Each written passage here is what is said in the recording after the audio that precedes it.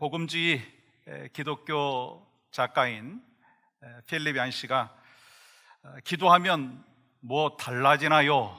라고 하는 책을 썼습니다. 기도하면 뭐 달라지나요?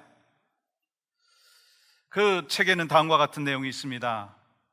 이혼의 쓴맛을 본 지 얼마 안 된 친구가 이혼의 아픔을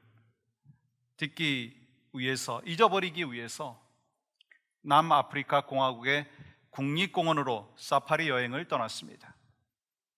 그 친구는 희귀한 동물들을 많이 보면 위로가 될 것 같아서 하나님 앞에 기도했습니다. 하나님, 제가 희귀한 동물들을 많이 보고 제 마음이 좀 치유될 수 있도록 허락하여 주시옵소서.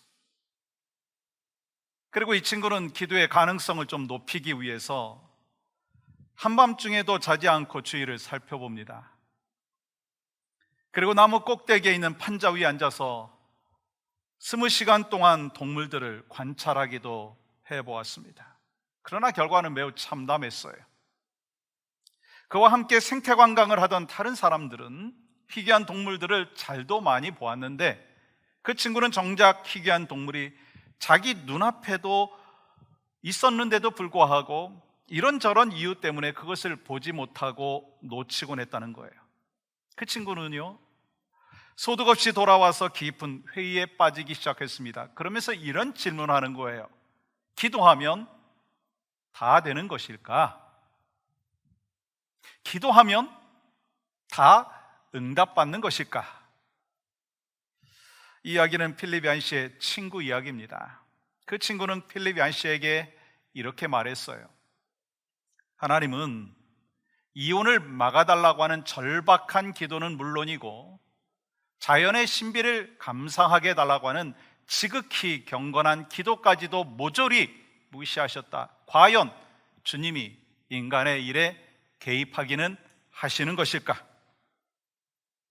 우리 주변에 보면, 아니 우리의 삶의 영역 속에서도 보면 기도한 대로 이루어졌다는 사람들도 있지만 자신이 기도한 대로 이루어지지 않았습니다 라고 하는 사람들이 많습니다. 아니, 원하는 대로 이루어지지 않는 사람들이 더 많다라고 하는데 우리는 그러한 상황을 마주할 때마다 좀 당황스럽지 않습니까?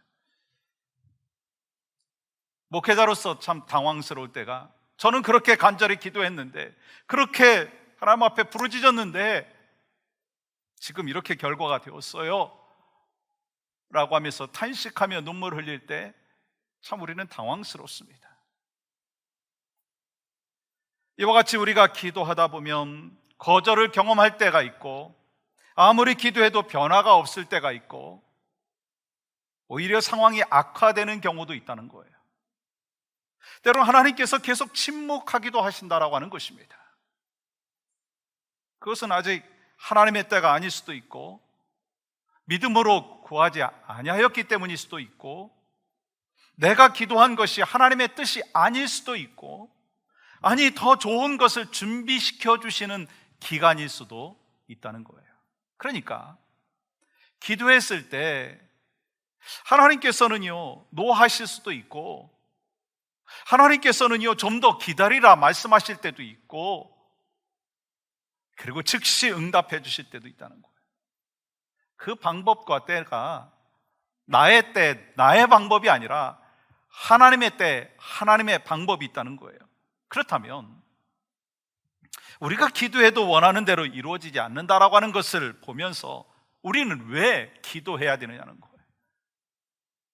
우리가 그렇게 소망하고 기도한 대로 이루어지지 않는 그 상황들이 많이 우리의 삶 가운데 있는데 왜 우리는 기도해야 되느냐라고 하는 거예요. 오늘 본문에 그 해답이 있습니다. 그러므로 오늘 본문에 나오는 예수님의 겟세마네 동산에서의 기도를 통해서 우리가 기도해도 원하는 대로 되지 않을 때 우리는 왜 기도해야 될까요? 그리고 예수님께서 십자가 지시기 전에 겟세마네 동산에서 기도하신 이 본문의 내용을 통해서 기도에 대한 영적인 레슨을 얻는 귀한 시간이 되기를 소망합니다.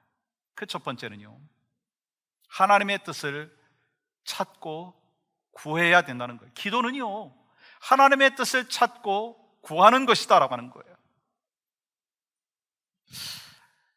우리의 기도에는 두 가지가 있더라고요. 내 뜻을 이루려고 하는 기도, 또 한 가지는 하나님의 뜻을 이루려고 하는 기도가 있다는 거예요. 그렇다면 이 기도의 궁극적인 목적이 무엇인가? 하나님의 뜻을 찾아가는 데 있다고 하는 것입니다. 오늘 본문 겟세마네에서의 기도 내용이죠. 예수님께서 이제 십자가를 앞두시고 기도하시는 장면이에요. 예수님께서 십자가 지시기 전에 피땀 흘리면서 이렇게 하나님 앞에 기도하는 내용을 볼 수 있잖아요. 할 수만 있으시면 이 잔을 피하게 하여 주시옵소서. 예수님께서 십자가 지시는 것을 얼마나 피하고 싶은지에 대하여 제자들에게 이렇게 표현을 하셨어요. 33절, 34절 보십시오. 베드로와 야고보와 요한을 데리고 가실새 심히 놀라시며 슬퍼하사 말씀하시되 내 마음이 심히 고민하여 죽게 되었으니, 내 마음이 심히 고민하여 죽게 되었다라고 하는 이러한 표현을 제자들 앞에서 예수님이 하신 거예요. 그리고 예수님께서는요, 이 십자가를 앞두시고 이렇게 기도하시죠. 36절 말씀 보세요. 이르시되 아빠 아버지여, 아버지께서는 모든 것이 가능하오니 이 잔을 내게서 옮기시옵소서. 이 잔을 내게서 옮기시옵소서. 십자가 지지 않기를 원합니다라고 하는 그 기도의 내용 아니겠어요? 내 뜻은 이 잔을 좀 피하는 것입니다라고 하는 기도의 내용 아니겠어요? 그러나 예수님의 기도는 거기에서 멈추지 아니하시죠. 여러분 36절 하반절은 이렇게 기록합니다. 함께 읽어볼까요? 시작. 그러나 나의 원대로 마시옵고 아버지의 원대로 하옵소서 하시고, 예수님의 겟세마네에서의 그 기도의 엑기스는요, 자기의 뜻을 내려놓고 하나님의 뜻대로 되기를 원하는 기도가 바로 핵심이고 키포인트고 엑기스라는 거예요. 왜요? 아들이신 예수님은 아버지 하나님의 뜻이 자신이 십자가의 잔을 마시는 것임을 잘 알고 있었기 때문인 것입니다. 그래서 아들 예수님께서는 이 잔을 내게서 옮겨달라고 기도하시는 것으로 시작을 했지만 결국 아버지의 원대로 하여 주시옵소서 하면서 하나님의 뜻을 받아들이시는 것을 볼 수가 있습니다. 여러분, 믿음 생활이 뭘까요? 여러분, 믿음 생활 하시잖아요. 믿음 생활이 뭔가요? 무슨 일을 만나든지 매 순간 내 뜻을 내려놓고 하나님의 뜻을 구하고 하나님의 뜻을 찾고 하나님의 뜻을 받아들이는 거 아닌가요? 그래서 우리는 이렇게 주님의 기도를 올려드리죠. 뜻이 하늘에서 이루어진 것과 같이 땅에서도 이루어지이다. 하나님의 뜻이 오늘 내 삶을 통해서 이루어지기를 기도하는 것입니다. 그런데 우리는요, 어떻게 기도합니까? 우리의 기도는 어떻느냐라고 하는 거예요. 나의 원대로 마옵시고 아버지의 뜻대로 하여 주시옵소서 기도해야 되는데, 아버지의 뜻대로 하지 마시고 내 뜻대로 하여 주시옵소서라고 기도하는 그러한 모습이 우리 모습이 아니냐라고 하는 것입니다.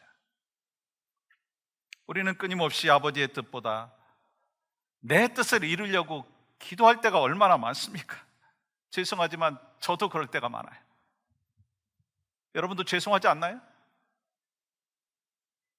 왜냐하면 내 자신은요, 본능적으로 나 중심적으로 생각하고 나 중심적으로 판단할 때가 얼마나 많아요.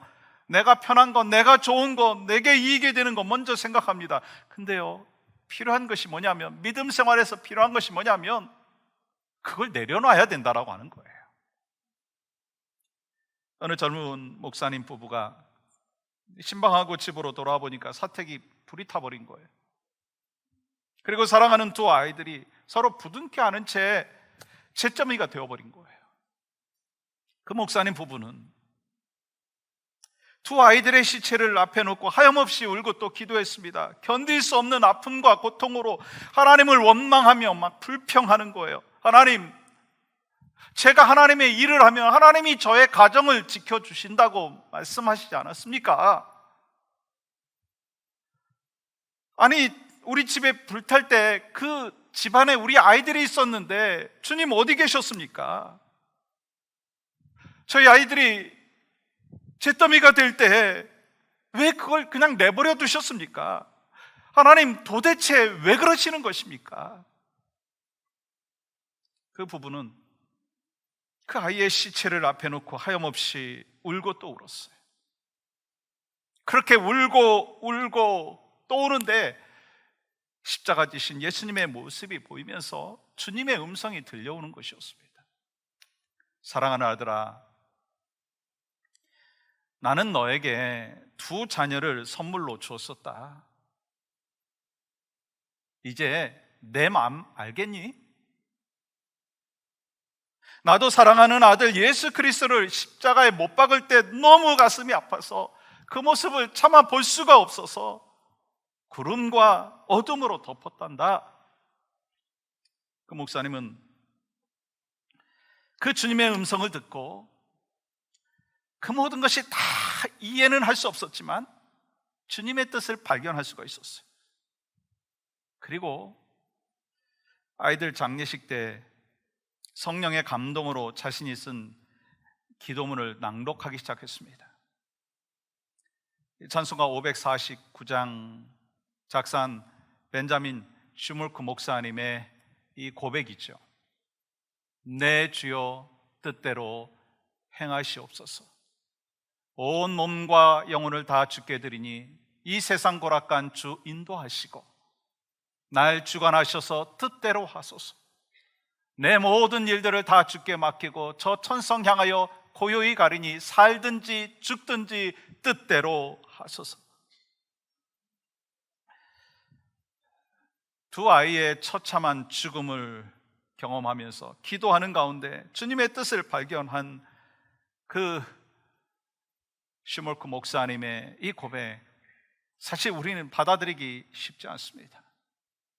만약 저에게 그러한 어려움이 찾아온다면 저도 마찬가지로 이 슈몰크 목사님과 같이 주님 앞에 항변하고 어찌 된 일입니까? 왜 이러한 일이 우리 가정에게 있습니까? 라고 할 수도 있습니다.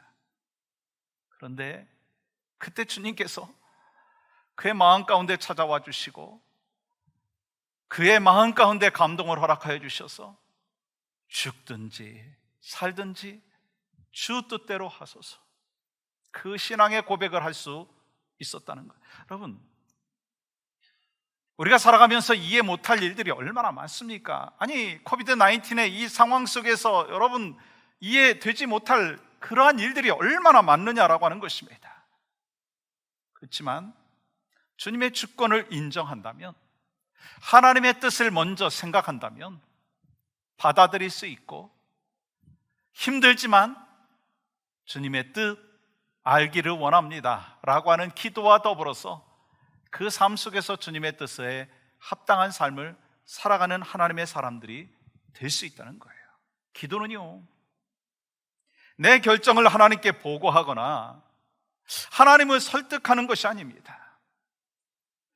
내 고집으로 하나님의 뜻을 변경시키는 것은 더욱더 아니다라고 하는 것입니다. 그렇기 때문에 기도할 때 여러분 간절히 부르짖어 기도하는 거 필요합니다. 저도요, 환우들 앞에서 간절히 기도하며 부르짖습니다. 제가 만약에 환우들 앞에서 주여 이분이 살든지 죽든지 주 뜻대로 하여 주시옵소서, 그렇게 제가 기도하면 그 환우분이 어떠한 마음을 갖겠습니까? 우리가 정말 하나님 이 귀한 영혼의 생명을 연장시켜 주시옵소서, 환난을 지나가게 하여 주시옵소서, 놀라운 치유의 역사를 허락하여 주시옵소서. 부르짖고 간구할 때 하나님께서 역사하여 주시고 응답하여 주십니다. 그런데요, 그것만이 전부가 아니라는 거예요. 하나님의 뜻을 찾는 기도가 있어야 된다는 거예요. 그래서 우리가 주님과 기도할 기도하면서 주님께 우리의 삶을 드리면서 주님과 교제하면서 진정한 하나님의 뜻을 발견하고 하나님의 뜻을 내 뜻으로 받아들이는 것이 기도라고 하는 거예요. 그래서 내가 원하고 바라는 것보다 주님이 원하시고 바라는 것이 무엇인가라고 하는 것을 생각해야 된다는 거예요. 기도하면서 내 뜻이 아니라 하나님의 뜻을 구해야 그것이 참된 믿음의 삶이라고 하는 것입니다. 여러분, 이 사도 바울 한번 생각해 보세요. 참으로 하나님의 말씀에 대한 민감함이 있었어요. 하나님의 뜻에 이끌림을 받는 귀한 하나님의 사람이었습니다. 주님의 능력에 힘을 입어서 많은 병자를 고쳤고 심지어 그의 손수건만 얹어도요 병자가 나왔어요. 근데 여러분 한번 생각해 보세요. 말씀을 통해서 여러분 잘 알고 계시잖아요. 그가 하는 모든 일이 형통했더라. 그런가요? 그의 삶 가운데 그가 생각한 대로, 그가 뜻한 대로, 그가 기도한 대로 다 이루어졌던가요? 바울은 3번이나 그 육체의 가시를 제거해달라고 하나님 앞에 간절히 부르짖었어요. 근데 하나님께서는요 육체의 가시를 그대로 남겨두시고 뭐라고 말씀하시느냐면 고린도후서 12장 9절 말씀 보십시오. 내 은혜가 내게 족하도다. 이는 내 능력이 약한 데서 온전하여짐이라. 내 은혜가 내게 족하도다. 그 위에 이 사도 바울의 신앙의 고백은 무엇입니까? 나를 찌르는 고통과 괴로움을 주는 그 가시 때문에 그리스도의 능력이 나에게 머물게 되었고 많은 사람에게 은혜를 끼치는 축복이 되었다라고 하는 것입니다. 오히려 자신이 아프고 고통을 당할 때 하나님의 온전하신 뜻이 무엇인지를 알기 위하여 더 가까이 나갔다라고 하는 것입니다. 그래서 하나님의 뜻이 무엇인지를 발견하게 되었다는 거예요. 사도 바울은 가시를 지니고 살아가는 것이 비록 힘들지라도 가시로 인해서 주님 앞에 더욱더 가까이 나갔다는 거예요. 가시로 인하여 주님을 더 의지했다는 거예요. 가시로 인하여 주님 앞에 더 울부짖으며 주님 앞에 부르짖었다라고 하는 것입니다. 그러면서 발견한 것이 족한 은혜로 더 궁극적으로 자신의 삶에 유익이 됐다라고 하는 것을 깨닫는 것입니다. 저도요 이러한 설교하기 참 쉽지 않아요. 기도하면 응답받습니다. 모든 질병이 기도하면 다 치유받을 수 있습니다. 암덩어리가 제거됩니다. 물론 하나님이 그렇게 하십니다. 그러나 그리하지 아니하실 때도 있다는 거예요. 내 뜻은 당장 치료받는 것이지만 하나님은 그 고통 가운데 주님 앞에 더 가까이 나오기를 원하시고 부르짖기를 원하시고 하나님의 뜻이 무엇인지를 발견하기를 원하실 때가 있다고 하는 것입니다. 그러므로 기도는 내 뜻을 하나님 앞에 강요하면서 그것을 이루어달라고 하는 것이 아니라는 거예요. 주님과 교제하면서 주님의 진정한 뜻이 무엇인지를 알고 그 뜻대로 내가 살기를 원합니다라고 하는 그 기도가 올바른 기도라고 하는 거예요. 그러니까 내가 원하고 바라는 것이 먼저가 아니라 내 뜻을 내려놓고 하나님의 뜻이 무엇인지를 찾아가는 것이 기도이고, 신앙생활이 무엇이냐면 내 뜻을 얻고 내 뜻을 쟁취하는 것이 아니라 내 뜻대로 하나님이 움직여 주시기를 소망하는 것이 아니라 내가 이러한 뜻도 있고 이러한 간절함이 있지만 하나님께서 원하시는 것이 무엇인지를 발견하기를 원합니다. 하나님의 뜻대로 살기를 원합니다. 그것이 바로 참된 신앙생활이라고 하는 거예요. 여러분, 11월은 추수의 달입니다. 가만히 보니까 2021년도 2달밖에 안 남았어요. 와, 참 빠르더라고요. 저도 빠른데 여러분 얼마나 빠르십니까? 이 코비드 상황이 되니까요, 뭐 2년이라고 하는 세월이 후딱 지나가 버리는 거예요. 남은 2달 동안 나머지 인생 가운데 하나님 앞에 무엇을 올려드리기를 원하십니까? 내 뜻과 욕심보다 하나님의 뜻대로 살겠다라고 결단함으로 2021년 마무리하면서 또한 나머지 인생 가운데 하나님의 뜻이 무엇인지를 발견하며 그 뜻대로 살아갈 수 있는 믿음의 백성들의 삶이 제가 되기를 원합니다. 여러분이 되시기를 주님의 이름으로 간절히 축복합니다. 또한 오늘 겟세마네 동산을 통해서, 겟세마네 동산에서의 기도를 통해서 우리는 그 예수님께서 이 하나님의 뜻대로 순종하는 삶의 모습을 볼 수 있습니다. 그래서 우리도 하나님의 뜻대로 순종해야 되겠다라고 하는 것을 결단해야 된다는 거예요. 이런 기도에 대한 큰 오해가 있더라고요. 우리는 기도하면서 우리의 뜻과 소원을 이루기 위해서 하나님을 설득하려고 할 때가 많아요. 하나님의 힘을 막 이용하려고 할 때가 있습니다.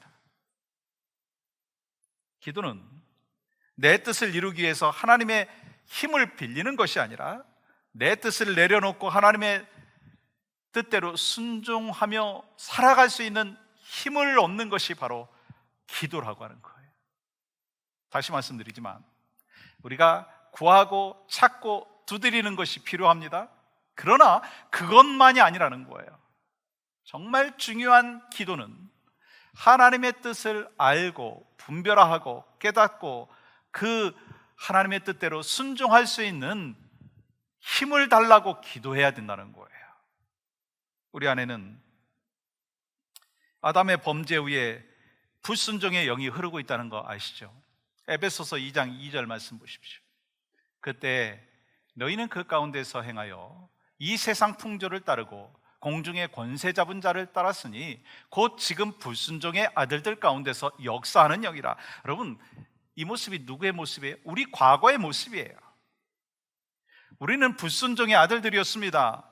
뼛속까지 불순종이 배어 있었습니다. 여러분, 그 증거가 뭔지 아세요? 여러분, 어린 아이들 보세요.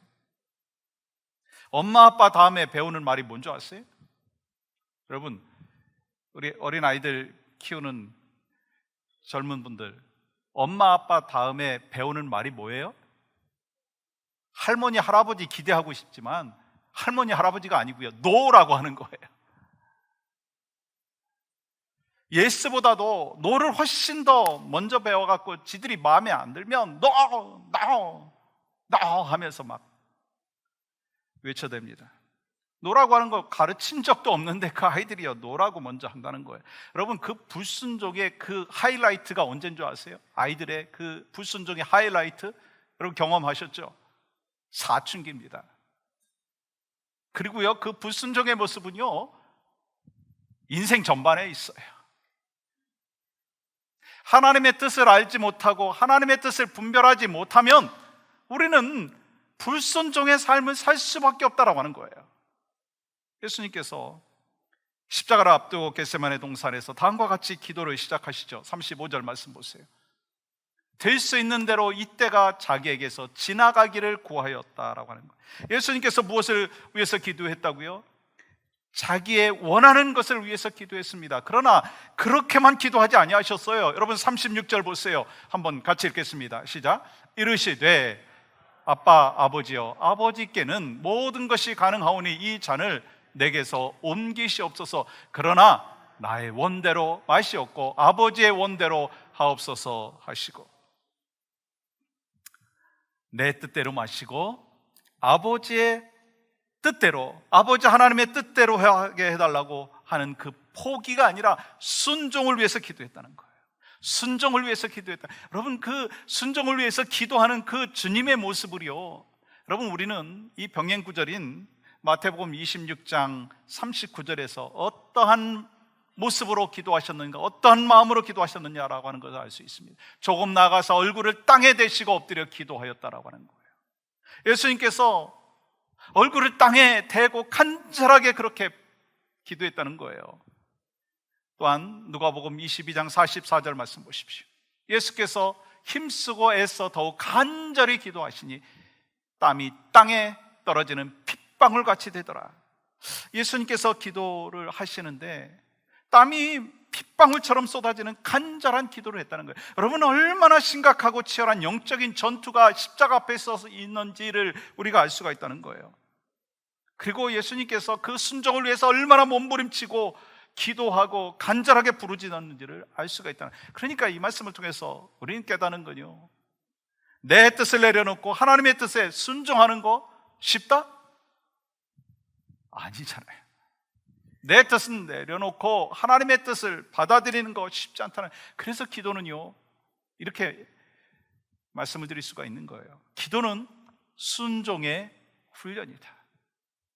기도를 통해서 순종을 배울 수 있다는 거. 그러므로 우리는 기도해야 되고, 기도하면서 하나님의 뜻을 알고 하나님의 뜻을 발견하고 하나님의 뜻에 순종해야 된다는 거예요. 여러분, 믿음이 무엇인가요? 믿음은 바랄 수 없는 것을 바라는 거예요. 세상 사람들은 요행을 바라고 운을 바랄 때가 참 많더라고요. 믿음의 사람들은 무엇을 바라야 될까요? 그러면 하나님의 은혜를 바라야 되잖아요. 하나님의 도우심을 바라야 된다는 거예요. 그렇기 때문에 믿음은 볼 수 없는 것을 보게 합니다. 세상 사람들은 하나님이 어디 계시냐? 아니, 예수님이 어떻게 부활하실 수 있느냐? 라고 하는 질문을 하지만 우리들은 나와 함께 하시는 주님 안에서 살아가는 은혜를 경험하고 있어요. 믿음은 들을 수 없는 것을 듣게 되는 은혜가 있다는 거예요. 말씀을 통해서 들을 수 있고요, 성도들을 통해서 들을 수 있고요, 기도하면서 하나님의 음성을 들을 수 있어요. 여러분, 그 귀한 축복을 받으셨습니까? 아멘이 이렇게 조금 나오면 안 되는 거예요. 여러분, 그 은혜 받으셨습니까? 받으셨어요. 믿음을 향한, 하나님을 향한 전적인 신뢰함이 있으면 고민과 갈등이 있다 할지라도요, 하나님 앞에 기도하면 하나님께서 우리에게 말씀하여 주시고 그 말씀대로 순종할 수가 있다고 하는 거예요. 그렇다면 여러분, 예수님께서 십자가의 순종이 우리에게 가져다 준 축복이 뭐냐는 거예요. 뭐죠? 로마서 5장 19절 말씀은 이렇게 기록합니다. 같이 한번 읽겠습니다. 시작. 한 사람이 순종하지 아니하므로 많은 사람이 죄인 된 것 같이 한 사람이 순종하심으로 많은 사람이 의인이 되리라. 여러분, 먼저 나오고 있는 이 한 사람이 누구죠? 첫 번째 아담을 얘기하는 것이죠. 아담이 불순종함으로 말미암아 죄가 들어왔어요. 그러면 그 다음에 나오는 한 사람은 누구죠? 둘째 아담, 예수 그리스도께서 십자가에 못 박혀 돌아가시는 그 순종으로 인하여 우리에게 사망에서 생명으로 옮겨지는 축복을 주셨다는 거예요. 여러분, 얼마나 이것이 순종의 은혜이고 순종을 통해서 주시는 축복이냐라고 하는 거예요. 그렇기 때문에 겟세마네 동산에서의 키워드를 이야기한다면 그건 바로 순종이라는 거예요. 예수님께서 우리에게 보여주신 그 순종, 십자가의 순종, 여러분, 예수님의 공생의 전체를 이야기한다면 그건요, 순종이라고 할 수 있어요. 왜요? 하나님의 뜻에 맞게 날마다 사셨어요. 그것을 위해서 기도하셨어요. 그러한 삶이 주님의 삶이었다면 여러분과 저에게도 그러한 삶이 필요하다라고 하는 것입니다. 그러니까 우리는요, 날마다 겟세마네로 가야 되는 거예요. 기도의 자리로 가야 되는 거예요. 그래서 내 뜻을 하나님 앞에 아뢰는 것, 거기서 끝나지 말라는 거예요. 하나님, 하나님의 뜻이 내 안에, 우리 가정 안에, 섬기는 교회 안에 이루어질 수 있도록 하나님의 뜻을 말씀하여 주시고 내가 들을 수 있는 길을 허락하여 주시고 순종할 수 있는 하나님의 사람이 될 수 있도록 역사하여 주시옵소서. 거기까지 가야 된다는 거예요. 그렇기 때문에 우리에게는요, 갈라디아서 2장 20절이 참 중요하죠. 이 바울의 고백이 여러분과 저의 고백이 되어야 된다는 건 너무 잘 아시죠? 우리가 한번 같이 고백해 볼까요? 시작. 내가 그리스도와 함께 십자가에 못 박혔나니 그런즉 이제는 내가 사는 것이 아니요 오직 내 안에 그리스도께서 사시는 것이라. 이제 내가 육체 가운데 사는 것은 나를 사랑하사 나를 위하여 자기 자신을 버리신 하나님의 아들을 믿는 믿음 안에서 사는 것이라. 기도의 몸부림은요, 다른 것이 아니라 순종을 위해서라는 거예요. 나를 죽이고 내가 원하는 것을 내려놓고 하나님의 뜻에 합당한 순종의 삶이 우리 가운데 있어야 된다는 거예요. 하나님께서 아브라함에게 백세 낳은 아들 이삭을 제물로 바치라고 하시잖아요. 근데 그렇게 명령하신 것은요, 실제로 그 백세 낳은 이 아들 이삭을 제물로 받기를 원하신 것일까요? 아니잖아요. 하나님께서 원하시는 것은요, 아브라함의 순종을 기대하셨어요. 그래서 아브라함이 이삭을 죽이려고 할 때 그걸 막으시고 뭐라고 말씀하셔요? 창세기 22장 12절 말씀 보세요. 내가 이제야 내가 하나님을 경외하는 줄을 아노라. 이삭을 바치는 그 순종은요, 하나님의 테스트였어요. 아브라함을 향한 테스트였어요. 아브라함이 정말로 하나님의 말씀을 온전히 순종하는지에 대하여 테스트하셨다는 거예요. 그래서 하나님은 계속해서 우리에게 순종을 요구하시는 거예요. 그래서 스버전 목사님께서 이렇게 말씀을 하셨죠. 성경을 읽다가 이해가 안 되거든.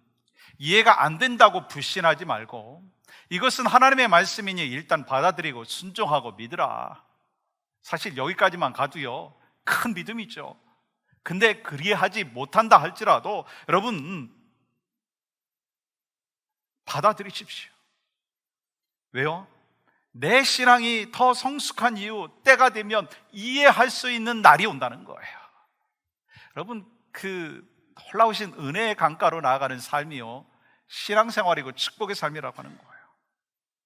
저는 오늘 이 감사의 절기에 우리가 하나님 앞에서 어떻게 살아야 되는지에 대하여 다시 한번 나눴습니다. 예수님께서 이 십자가를 앞두고 무릎을 꿇으셨어요. 그리고 자기의 뜻이 아니라 하나님의 뜻이 이루어지도록 기도하셨는데요, 땀방울이 핏방울이 되도록 기도하셨다는 거예요. 이른 아침부터 밤늦게까지 기도하시고, 사역을 시작하시면서 기도하시고, 사역 중간에도 기도하시고, 사역을 마무리하시면서도 기도하셨어요. 십자가에 달려 죽으시는 그 순간까지도 기도하셨어요. 그러니까 여러분과 저에게 필요한 것이 있다면 겟세마네 기도가 필요하다는 거예요. 겟세마네 기도가 뭐라고요? 내 뜻을 내려놓고 하나님의 뜻이 무엇인지를 발견하기 위하여 나아가는 하나님의 사람, 그리고 하나님의 뜻을 발견한 사람은 순종하는 삶을 살게 되는 줄 믿습니다. 그 삶이 바로 여러분과 저에게 있기를 원해요. 하나님께서 우리에게 주어진 시간이 언제까지일지 모릅니다. 우리가 언제까지 주일에 주의 전에 나와서 예배할 수 있을지 우리는 알지 못합니다. 그렇다면 주님 주어지는 그 시간까지 우리가 주님 앞에 힘써 하나님의 뜻을 알고 분별하며 주의 영광을 드러내는 믿음의 삶이 나의 삶이 되기를 원합니다.